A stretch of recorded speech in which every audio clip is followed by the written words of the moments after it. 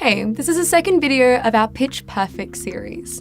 I'm Naomi Kobelik, and this video will focus on structuring your presentation. When giving a presentation, you want to ensure that it has an appropriate structure and logical flow. Having this structure helps to guide your audience. Much like telling a story, you want to be able to take your listeners on a journey through your presentation. Understandably, your presentation should have a beginning, middle, and end. Many scientific presentations mirror the structure of reports, starting with the introduction, where you explain all the concepts that will be covered, the methodology to explain what you did, the results to demonstrate your findings, the discussion to explain what the results mean, and lastly, a conclusion to summarize key findings. But this approach can't be applied to all situations, and it isn't always the best choice. Let's say you're presenting your research findings, but you only had 3 minutes to do so, much like a 3-minute thesis or FameLab pitch. You wouldn't necessarily follow that same flow.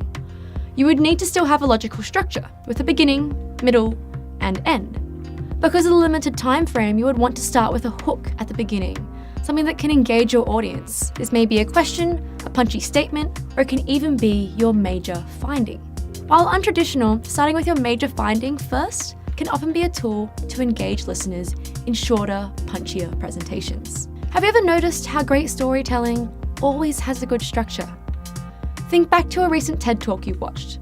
The talk in your mind is likely one that uses great storytelling, and it's memorable to you because it engaged your imagination.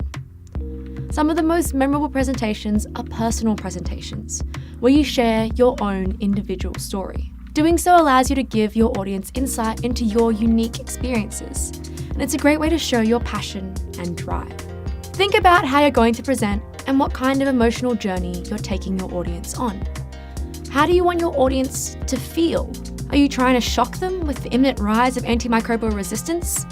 Are you trying to inspire them and provide hope with new medical treatments? Think about the emotions you are trying to evoke throughout your presentation. Identify the emotions you want them to experience and work out the appropriate tone to use to guide your audience to that emotion.